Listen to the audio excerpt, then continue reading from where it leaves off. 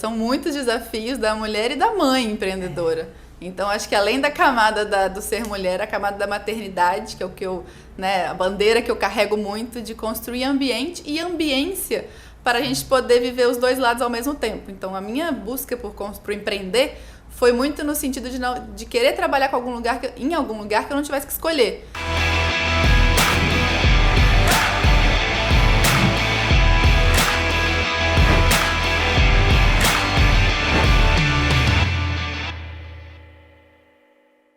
Olá, sejam bem-vindas, bem-vindos no podcast Na Real. Mais um momento pra gente bater papo, a vida como ela é.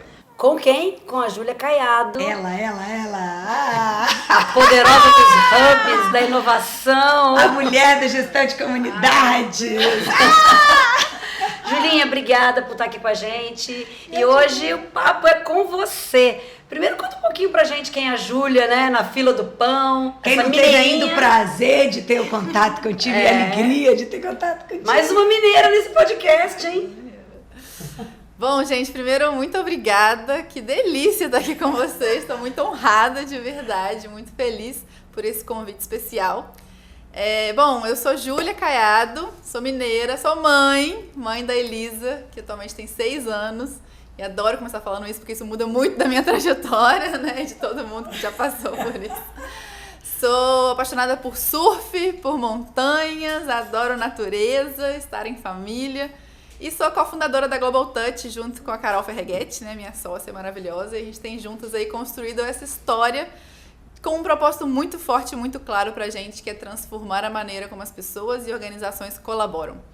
E a gestão de comunidades é o como a gente entrega esse porquê tão grande e tão poderoso que pra gente faz tanto sentido. E a gente entendeu que nas comunidades o propósito da colaboração vive, pulsiona, traz vida, né? Deixa mais dinâmico. Então é um ambiente onde a gente entrega, né, aquilo que a gente sabe fazer de melhor, que é construir esses elos, essas pontes para as pessoas se conhecerem, se conectarem, confiarem, colaborarem. Caramba, que fit, hein? Agora eu vou te fazer uma provocação que é uma curiosidade. Neste mundo das comunidades, hubs, de inovação, tecnologia, é muito machista também? Você já passou por desafios aí da mulher empreendedora nesse meio? São muitos, né? Falar que não tem, não vou estar sendo verdadeira. São muitos desafios da mulher e da mãe empreendedora. Então, acho que além da camada do ser mulher, a camada da maternidade, que é o que a bandeira que eu carrego muito, de construir ambiente e ambiência para a gente poder viver os dois lados ao mesmo tempo. Então, a minha busca por empreender foi muito no sentido de querer trabalhar em algum lugar que eu não tivesse que escolher ser mãe ou ser profissional. E toda a minha jornada até então eu tive que escolher. Quando eu entrava ali, eu tinha que ser a profissional que tinha que ignorar o que estava acontecendo lá de fora.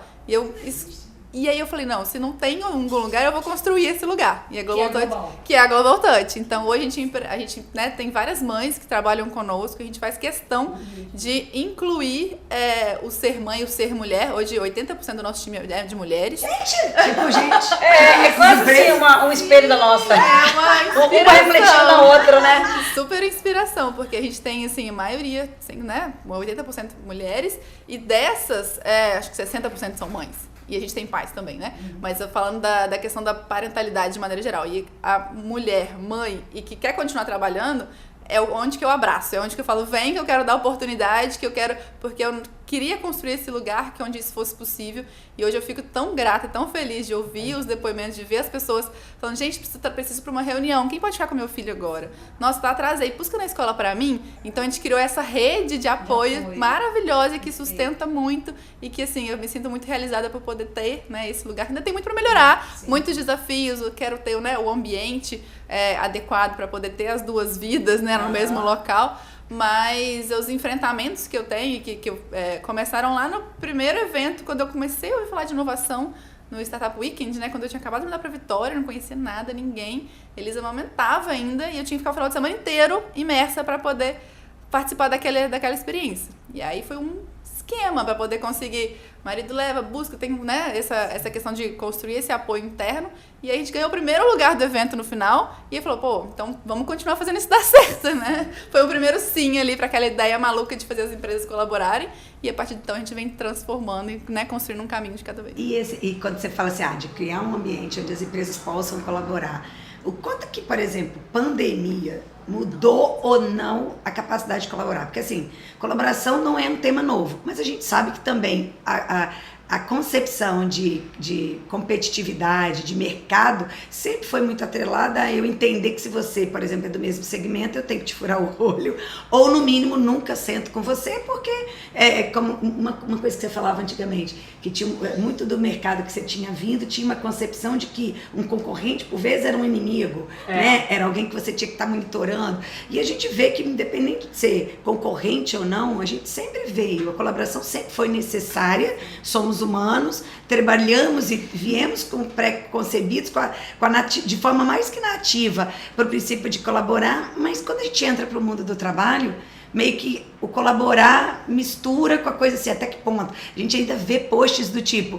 não fale o que você quer fazer ou não, porque a coisa vai dar errado. Ainda se tem uma mente. Quando você olha pós-pandemia, o que a pandemia transformou na capacidade das empresas entenderem de vera, na real, o que é colaborar? Excelente, Jéssica, assim, maravilhoso. A gente poder ver, assim, a jornada do ser humano, como você falou, muito bem, a gente sempre viveu em comunidade, né? Então não é um tema, né? Tem uma onda aí de falar de gestão de comunidade, claro, nesse mundo corporativo, mas que o ser humano precisa estar em comunidade para poder, né, sobreviver. E aí, quando a gente traz para o ambiente corporativo, a gente na escola, pensando na raiz da causa, né, do problema aí, na escola a gente é muito incentivado a olhar para o lado e falar, peraí, será que eu, né, copio o trabalho? Será que eu compartilho o que eu escrevi ou não? Então a gente é muito construído ali, né, para poder pensar de maneira competitiva com um óculos, que eu sempre falo, com um olhar da escassez. Porque a gente é inato chegar no mundo e falar, peraí, você precisa sobreviver, mas quanto mais eu retenho informação na cabeça, né, de quem tem esse olhar da escassez, mais eu sou poderoso, mais eu fico, né, por cima, mais poder eu tenho. Quando, na verdade, é uma mudança de paradigma que é necessário para poder entender que existe o mundo da abundância e que dá muito mais resultado. Mas a gente tem medo, porque não depende só de mim. Né? Eu preciso existe uma questão de inter-relação, de trabalhar em rede, de construir esse confiar, que é fundamental confiar, justamente porque até o conhecer e conectar a gente está bem seguro, né? Mas quando eu passo pro elo do confiar para colaborar, eu entro num outro nível. E aí a gente precisa entender e desconstruir algumas coisas que a gente, né, tem como bagagem aí que já foram formadas. Mas então, só para entender que a gente trabalha muito com essa mudança do óculos do escassez para abundância, e que no mundo tradicional, né, o mercado corporativo tradicional, ainda é muito mais forte esse mundo da escassez. As pessoas, as empresas, né, acabam entendendo que reter a informação é fonte de poder. Inclusive, um parênteses, retém às vezes até do próprio funcionário, porque a maioria dos funcionários sabe nem para onde o vento está virando e para onde a empresa vai. E as pessoas levam isso até esse nível. Muito, né? Louco para mim a concepção. Eu não consigo entender isso, porque se eu tô ali com as pessoas têm que ver né, quem está na liderança tem que ver as pessoas como ativos, como um potencial de transformar o que você quer e ajudar a chegar lá, né? Então, assim, a gente ajuda justamente nas comunidades entre empresas, que são os hubs, e comunidades intra-empresas, ajudando a levar esse conceito para dentro também, porque a gente vê muitos núcleos e nichos ali que não, né, que tem silos corporativos enormes. Mas trazendo o elemento da pandemia, como você colocou, uma questão, quando a gente fala sobre pandemia, a gente fala sobre sobreviver, né? Todo mundo teve que repensar a vida, teve que repensar as maneiras como a gente, né, se comporta. E aí eu vi sim um movimento importante, interessante. Nossa, deixa eu olhar pro lado, porque sozinho aqui nesse isolamento não tá tão legal mais. E aí a predisposição para poder fazer um movimento externo, né, na minha concepção aumentou, né? E tanto que a gente tem vários cases aí pós-pandemia de empresas querendo estar juntas e formando o que está formando agora os hubs de inovação, né, que é o mercado que eu atuo. Então, eu vejo como resultado prático desse movimento de, nossa, peraí, eu preciso olhar para o lado, saber como que eu posso, de alguma forma, dar um passo de aproximação, e quem está fomentando, quem está capilarizando e potencializando isso são os hubs, as associações, que na verdade sempre juntaram profissionais, associação no modelo de, né, empresa ou profissionais que querem estar juntos ali, mas que com esse toque da inovação, né, que agora virou hub, a moda, conseguem de alguma forma ajudar as empresas a criarem esses vínculos para fora, né? Pra poder falar, nossa, você também é da área de engenharia e construção, eu também sou, vamos fazer alguma coisa junto? E aí aquilo ali, o poder disso, né, é só se experimentando, é só de fato se entregando pra viver e construir e colher nesses resultados, né? E como é que você fez quando você trouxe aqui a questão da empresa, desse olhar diferente? Como que foi essa caminhada, dessa mudança? Porque assim, às vezes a gente fala que às vezes nós mesmos somos inimigas de nós mesmos, né? Às vezes a gente se boicota, ou boicota colega, a gente às vezes ao invés de apoiar a gente concorre. Como que foi essa virada na empresa? Você e a Carol se encontraram nessa sociedade e essa mudança, essa mindset dentro da empresa de vocês e fazer com que a sua entrega para os seus clientes fosse respeitada na mesma linha, porque às vezes você quer uma empresa com qualidade, mas como vocês entregam serviço, consultoria e vocês entregam hora homem, muitas vezes o cliente impõe na gente, hora mulher, concordo, vem para um ritmo que às vezes você tem que colocar alguns limites, né? Que a gente vive isso, né, a vida toda. Mas e vocês, como é que vocês estão lidando com isso? A gente tem falado muito internamente que casa de ferreiro espeto de ferro, né? Então, se a gente está falando de comunidade para fora, a gente precisa viver e sentir isso para dentro primeiro. A gente precisa ser espelho, precisa ser referência, precisa ser inspiração. Então a gente tem um investimento, um trabalho muito grande, e aí muito ligado a pessoas e cultura, para mim que é muito entrelaçado, a gente precisa fazer esse vínculo cada vez mais, que é quem está cuidando da comunidade interna, né? Então internamente a gente cuida muito desse ser toucher, né? Então o que é pensar em comunidade? É pensar em identidade, experiência e estrutura, né? De maneira geral. Se alguém está ouvindo e querendo entender um pouquinho mais, pessoas que estão juntas por um propósito compartilhado, que entendem ali que podem ser para além do individual, né? Então por isso do propósito, e que querem fazer alguma coisa juntos. O juntos fazemos mais sentido, que é o nosso slogan, né? Então dentro da Global Touch, como é que a gente entende identidade? Né, o nosso propósito é transformar a maneira como as pessoas e empresas colaboram, e aí a gente traz elementos de valores, por exemplo, 3 valores muito importantes pra gente. A gente só trabalha com quem te admira. Se eu quero que a pessoa tá ali, né, seja brilho no olho, transparência na essência, eu preciso admirar o trabalho dela. Então isso pra gente é importante e começou a fazer sentido pra fora também. Isso foi uma novidade, a gente tava pensando... A bula de você. Verdade. Transparência na essência, porque se eu preciso estar, né, que senso de pertencimento é o papo reto, né, na tradução, e o colaborar para transformar. Então a gente faz a integração e até a seleção dessas pessoas, né, esse convite para poder trabalhar conosco, pensando em quem faz sentido compartilhando desses valores. Então a identidade pra gente é muito forte, a gente define essas métricas de sucesso da comunidade e cria experiências no dia a dia da empresa que vão refletir isso, desde do onboard, da integração, como também, por exemplo, nos rituais, porque a comunidade é sobre rituais, sobre consistência. Então que tipo de ritual que a gente tem, né, desde momento que a gente chama de touch connection, que é a cada 15 dias, um momento que a gente senta para poder conversar de temas que estão para além do trabalho de cada um especificamente. Então, assim, a gente vai criando essas experiências internamente e esse senso de pertencimento se fortalece e isso reflete nos nossos clientes, nas nossas entregas. E aí acaba, né, sendo valorizado profissionalmente por aquilo que a gente faz dentro de casa e consegue levar para fora também. Um RH na prática, sem necessariamente ter que ter um gestor de RH, tá vendo? Quando os donos, né, os fundadores pensam em gente, é diferente, né, a gestão. E aí, como negócio, quando a gente... Porque assim, eu e Kátia no começo, a gente também sempre teve uma concepção de estar dentro de empresas que fizessem sentido o que a gente faz, que não usassem a nossa inteligência para precarizar ou para prejudicar o trabalhador, que construísse relações mais harmônicas. Mas a gente, na nossa história, a gente pagou muito preço de, às vezes, tá precisando de dinheiro e, às vezes, aquele cliente não é o cliente que conecta do qual eu teria brilho no olho de trabalhar. Qual o desafio? Como é que vocês têm vivido isso, já que tem um negócio que precisa se sustentar e tem, até porque quem ouve às vezes fala assim, pode ser lindo, tá? A gente sabe os preços que a gente pagou para fazer chegar hoje e tá no momento em que hoje a gente particularmente consegue escolher um termo que talvez não seja bem bacana. Antes, eu brincava assim nas reuniões com o cliente. Não temos marido rico que nos banque, não mesmo. Mas já nascemos metidas. Não vamos nos relacionar com quem a gente não admira ou que eticamente não conduz os processos. Então a gente já nasceu meio que pagando o preço disso, porque a gente demorou a virar a chave. Os nossos resultados demoraram muito. Possivelmente nos 3, 4 primeiros anos da empresa, se ali estivesse passando por um processo de avaliação, falasse, essa empresa não vai dar em nada. Porque demorou muito para gerar negócio. Porque a gente rejeitava, por exemplo, a gente teve casos de cliente que falava assim, eu não lido bem com negros. Aí a Kátia falou assim, minha sócia é negra, como é que a gente vai fazer?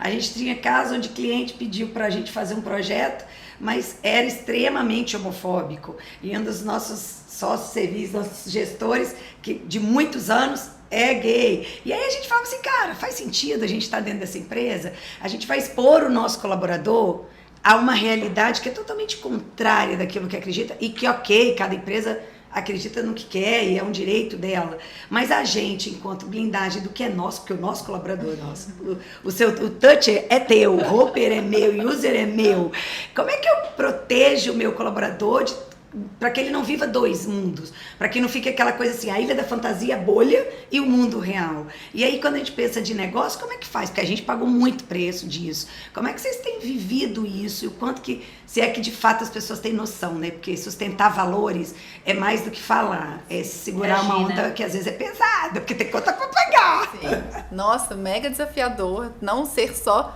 ficar na conversa, no discurso, exatamente. É de fato viver, até para poder transparecer o que a gente pensa, o que a gente vive e não ter que ficar... Porque eu não queria, que não quero muito, é ter que as máscaras, sustentar as coisas que eu falei. Não, então assim, a gente de fato é transparente na essência e tem que pagar os preços disso, né? Quando eu falei sobre trabalhar com quem admira, começou sendo uma coisa para dentro. Então, assim, quando a gente começou a contratar o primeiro estagiário, a primeira pessoa que veio com a gente falou, nossa, que pessoa, eu admiro muito. Aí veio que surgiu o negócio, né? Tipo, então isso é um valor pra gente. A gente contrata de acordo com as pessoas que a gente faz. Nossa, essa pessoa... Me apaixonei. E aí tem vários memes internos, né? De como que... as pérolas internas, mas a gente começou olhando muito pra dentro disso. E aí quando vinha, né, questão de clientes, alinhamento de valores com clientes, no começo a gente fazia o trabalho assim...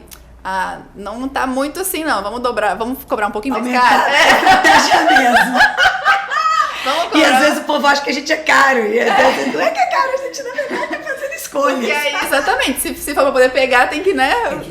E aí a gente começou a falar, beleza, por enquanto eu não posso escolher o pra fora. Sim. Então vamos valorizar dessa forma. Na hora, né, que a gente conseguiu falar, não, beleza, agora eu também consigo. E às vezes o pra fora, dependendo do grau de nível de consciência que ele tem, às vezes você pode até transformá-lo. Sim, a gente tem muitas empresas que a gente pode ajudar a transformar. E às vezes você sai depois, fala assim, cara, aqui não tem jeito. Nasceu torto e quer morrer torto. Então, deixa ele sozinho torto. E o quanto que o funcionário consegue identificar o cliente. Não sei se você consegue perceber isso. Porque, assim, às vezes, quando a cultura está tão forte, no primeiro contato ele já fala assim, acendeu o alerta. Da mesma forma que os iguais se reconhecem, eu falo que, assim, quando a cultura é forte, quando um não for admirável, lá no processo seletivo, às vezes, do primeiro que entra em contato, eu falo assim, não tem nosso jeito. Não bateu, né?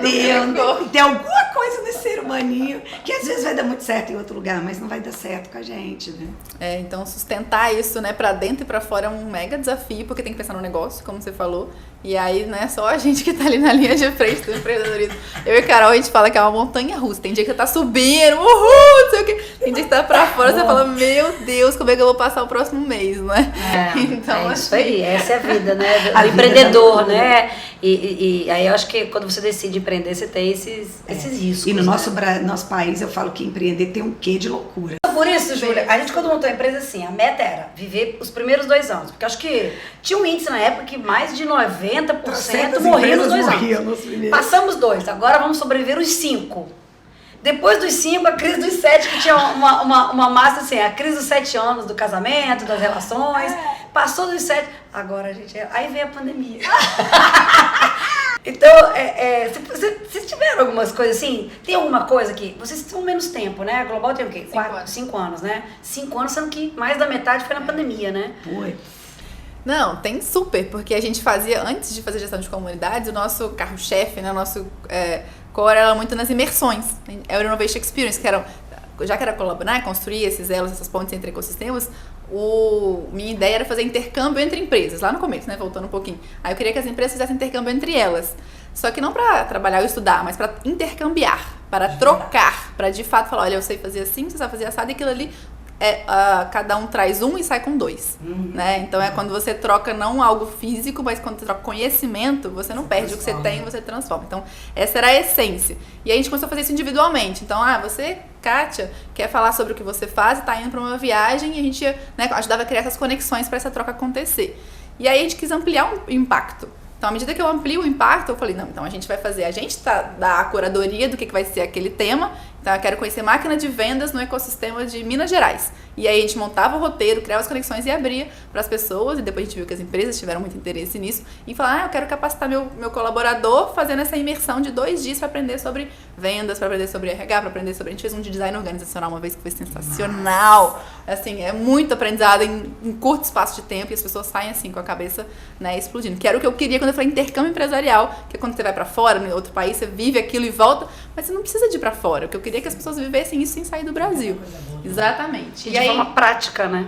Prática, na veia ali. A gente brincava do vitamina I na veia, que é vitamina de inovação na veia ali. Parece que é uma injeção que você depois não consegue transformar mais para o que era antes. Só que aí foram várias imersões, assim, fizemos a primeira, a segunda, 30 no Brasil inteiro, e aí planos para fazer internacional em 2020, porque era o que a gente sabia fazer, era o que a gente gostava de fazer, e aí veio a pandemia. E o nosso negócio era 100% viagem. Era touch, exatamente. Ainda é muito touch, a gente tá querendo fazer a balança pro mais global do que touch, mas enfim, a gente tá nesse processo de mais global, sem deixar de perder o touch nunca, mas era 100% touch. E aí, o que a gente faz? Eu lembro eu e Carol, a gente olha, e gente, assim, gente junto pra poder, né, falar, e amanhã, o que a gente faz com isso? Todos os innovations, né, pra frente, sem condição de ser, né, da gente conseguir operar. Nenhum manual pra pesquisar, um precedente pra orientar, guiar o caminho. Tipo, acabou o Global Touch. Foram 2 anos, beleza, obrigada, foi lindo. E a gente, não, tem que ter alguma coisa. E aí, o que aconteceu? O último que a gente fez foi em fevereiro, foi de engenharia e construção com 17 pessoas da área aqui, que a gente foi para São Paulo conhecer inovação em engenharia e construção. E aí veio o convite. A gente pensou em fazer um hub, a gente queria a ajuda de vocês. Veio a virada. Foi a virada. A gente falou assim, a gente topa, a gente nunca fez, mas a gente topa fazer. A gente tá precisando, a gente nem sabe. Não, a gente nunca fez não, mas a gente conhece de outras coisas. Tudo que a gente sabe fazer faz sentido porque vocês querem fazer. E a gente abraçou aquilo assim, com unhas e dentes pra fazer dar certo. Falei, a nossa chance de continuar. E fizeram, né? Porque foi o Base 27 foi o Base 27, que virou a referência e o prepulsor de tantos outros. Exatamente. Né? Então, assim, foi muito na virada de terminar o último Innovation, sem saber o que fazer mais, e receber o convite para poder ajudar a conceber. Porque tava assim, no post-it, eu brinco que a gente participou desde o post-it, que era o Base 27, até pensar no planejamento. E a gente ficou 2 anos na operação direta. Enfim, a gente aprendeu a fazer gestão de comunidades fazendo. Na prática. Na prática. Eu brinco que assim, e brinco não, acho que é sério, né? Empreender tem a ver com coragem, com se arriscar, né? Fazer escolhas, pagar o preço da escolha, porque cada escolha tem uma renúncia.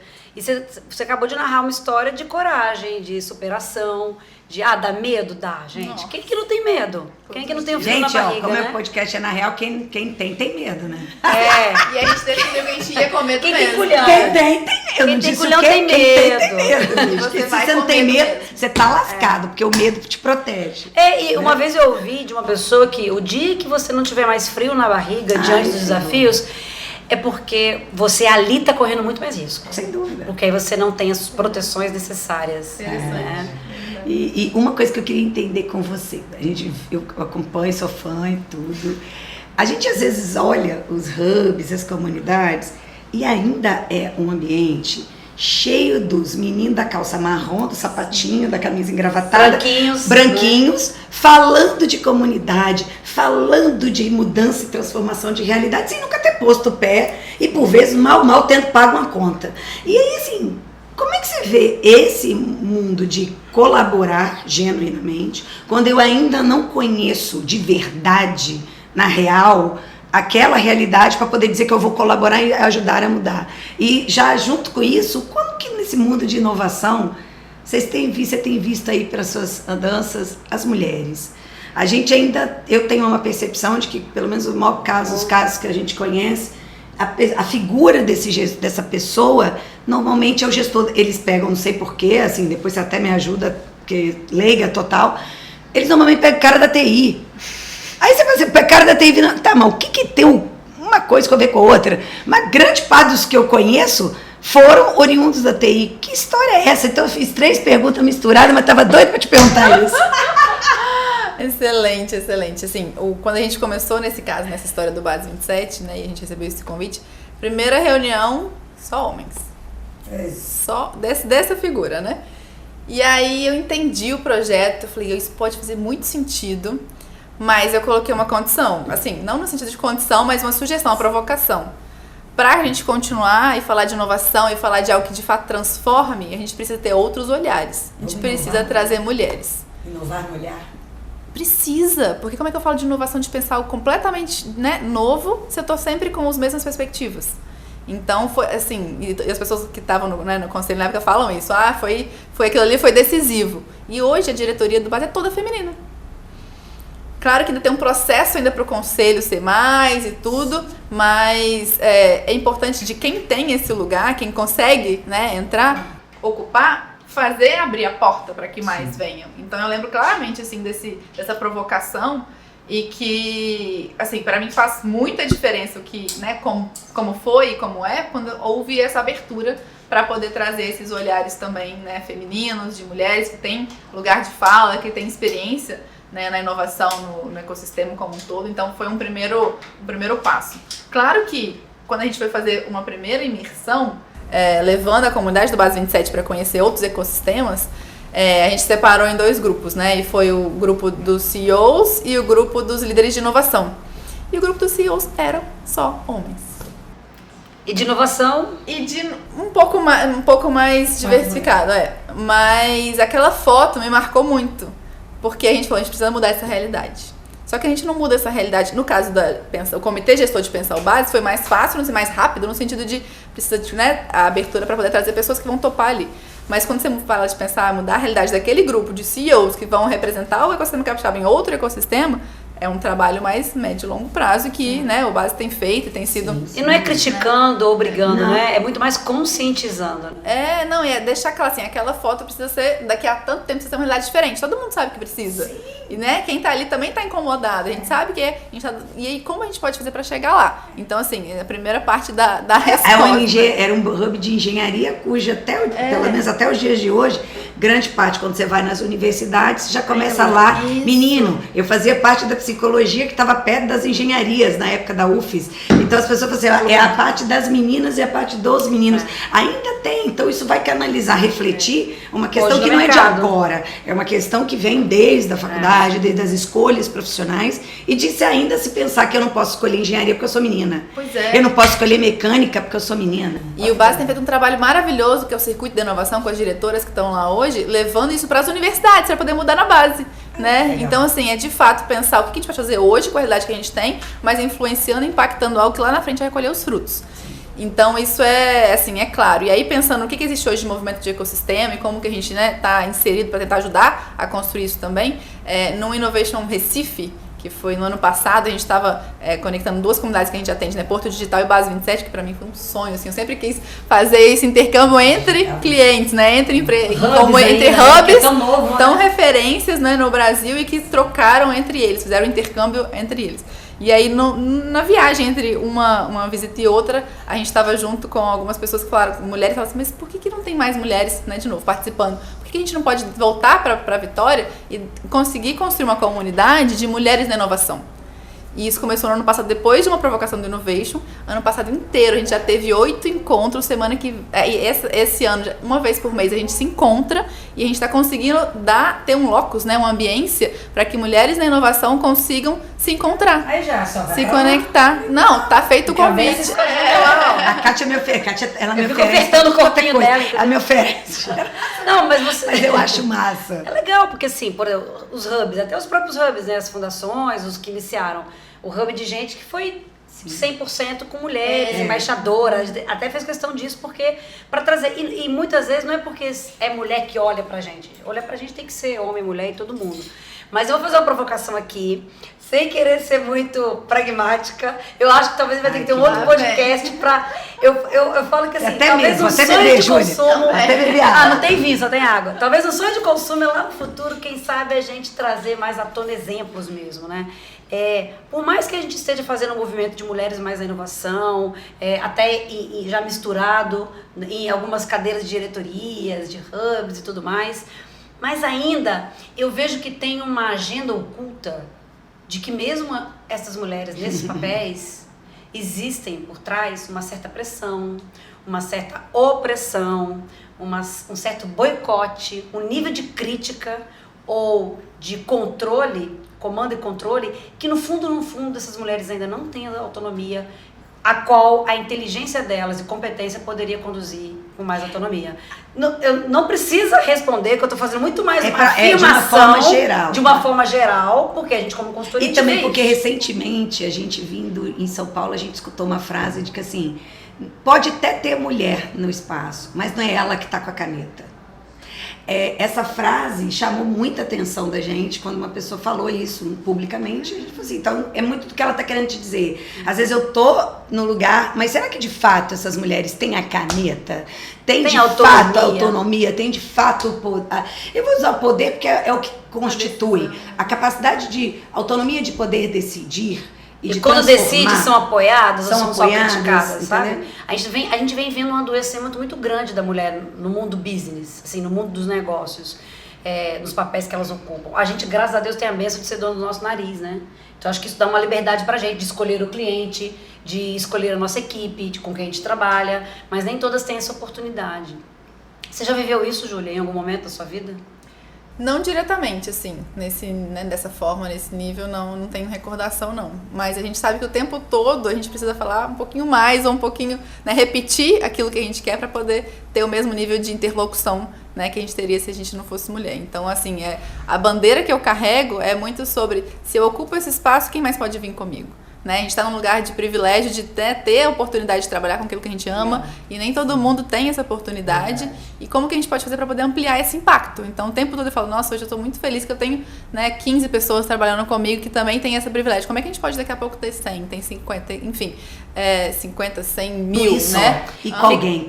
A mudança em todo sentido. Se eu tô, quem eu posso colar junto? Não ir sozinho, ir sempre junto. E a caneta não tem que estar com uma, assim, claro que tem que ter quem está à frente do negócio, ok, mas cada um está na sua área, está liderando o seu processo, pode ter a caneta naquele processo, pode ter, então, naquele momento, e se sentir empreendedora da própria jornada. Eu falo que todo mundo nasceu empreendedor, só que da própria vida, só que não, principalmente da própria vida. Se as pessoas não se colocarem esse chapéu de empreendedoras da própria vida, tem que fazer planejamento, tem que pagar financeiro, tem que saber se amanhã... Então, assim, é muito transformador quando a gente coloca o óculos do empreendedorismo para além do ser dono de um negócio. Sim. Na universidade, quando a gente faz as formações que a gente leva para dentro da UFES, da disciplina de empreendedorismo, fazendo essa formação lá na base, eu falo muito sobre isso. Quem vai formar vai querer ser o quê? E eu fico muito triste quando as pessoas falam, eu vou formar para pagar boleto. Então, assim, é o desafio. Fase da vida onde devia ter sangue, brilho nos olhos e um tesão lá nas alturas. E aí o que a gente faz é justamente falar assim, você pode empreender a sua própria jornada. O que você quer ser? Como que você quer fazer chegar lá? E existe um planejamento, pensar no modelo startup e, eu quero fazer isso. O que eu vou fazer para chegar lá? Deu errado, vou pivotar. E a gente ter esse papel de conseguir construir os espaços onde que a gente está. Todo mundo pode empreender no governo, no setor público, digamos. Pode empreender dentro de uma grande corporação ou pode empreender liderando um próprio negócio. Então, assim, o ter a caneta, o ter o poder é muito sobre como que a gente se posiciona dentro daquela área que a gente ocupa e abrindo a porta para que venham mais junto com a gente poder ter também essa empreender como atitude. Exatamente. Não como negócio, não é um CNPJ. Isso. Mas isso fala muito de uma autoconfiança, de um sentar e de se empoderar de si mesmo, De estar em rede, de poder olhar para o lado e saber que alguém não vai puxar o tapete. Não ter que pensar, nossa, como é que eu vou conseguir entregar esse projeto se eu tô com meu filho para poder amamentar em casa? Alguém que de fato já aconteceu, Júlia, eu tô com um bebê de 1 ano e a pessoa tá trazendo pro time, aí eu descobri que eu tô grávida. Só vem, não tem nenhum, não, como assim? Não, que bom que você tá, e é isso que a gente quer, poder dar, não tem, as pessoas até estranham porque é uma nova forma que a gente entende, na verdade é a nossa forma, que é o que a gente quer, que eu falo com todo mundo lá. Isso aqui daqui a pouco vai ser o que todo mundo vai fazer, vai ser o mais tranquilo, mais normal, porque dessa forma que a gente entende que precisa ser. A gente ainda também acredita nisso. A gente tem contratações de grávidas, onde na época quando a gente contratou a primeira, ela falou assim, vocês têm certeza? Eu tô grávida. Vocês têm certeza que eu vou participar do processo? Aí a gente falou assim, sim, mas o que tem uma coisa a ver com a outra? Você tá grávida, você não tá doente, você vai poder trabalhar e é uma pessoa que saiu recente daqui para ir para um cliente, tá fazendo um lindo trabalho, e a gente fala assim, cara, se a gente decidisse não procriar mais, é alto, legal. Que bom, né? Perfeito, gente. Olha, Júlia, eu acho que tem várias dicas. Já, passa rápido. Passa rápido. Eu tenho que ficar aqui controlando o tempo, sabe? Passa rápido, mas assim, acho que nós vamos marcar outros, hein, Júlia? Não, tô à disposição. Adorei, eu acho que Vamos falar sim. sobre E isso. você traz de uma forma muito leve assuntos, né, que são tão polêmicos, e de uma forma leve, suave na nave. E tem hora que eu acho que é por aí mesmo. Vamos fazer e mudar o que está ao nosso redor, vamos olhar para quem está do lado, vamos apoiar, vamos nos apoiar e contribuir, porque eu acho que também tem desafios que não é só para mulher hoje, eu acho que é para todo mundo. Tem, cada um no seu quadrado está vivendo a sua luta individual e que a gente pode olhar para isso e apoiar. Sim, Né? com certeza. Muito bom. Júlia, antes da gente encerrar, você quer mandar um recadinho do coração? Você quer dar um recado final? Um recado final. Nossa, isso aí foi pega de surpresa, mas acho que um recadinho do coração vai para todas as mães, né, que de alguma forma sentem que querem continuar a vida profissional, mas se veem tão perdidas e tão naquele mundo, né, do seja pós-parto, ou seja, né, quanto tempo demora esse processo de recuperação, cada uma tem o seu tempo, de que é possível, que depende de a gente querer encontrar esses caminhos. Então, assim, eu tenho uma alegria muito grande de dar a oportunidade para poder falar, olha, é possível, né, e eu quero te ajudar, tô do seu lado. A gente tem vários casos, né, que a pessoa, tipo, nossa, mas eu nunca trabalhei com isso, você tem certeza? Eu falei, você quer? Só precisa ver que você quer. Ah, não, eu quero aprender, então vem que eu vou te ajudar. E hoje a pessoa tá assim, liderando uma área, fazendo, acontecendo, indo no cliente, sabe? Eu fico tão feliz e tão orgulhosa porque é a questão da oportunidade. Então a mensagem é para quem tá né, ali querendo escolher, achando que precisa escolher, e a mensagem é não precisa escolher. Existem oportunidades pra gente poder ser as duas coisas, e o nosso grande potencial tá em de fato ser empreendedora, ser mãe, ser profissional e conseguir Ser usar quem você quiser ser. quem você quiser ser. Fantástico. Então, obrigado por ter vindo. Pessoal, espero que gostem e que tenham gostado desse episódio com a Júlia Caiado, nossa convidada de hoje. Beijos no coração.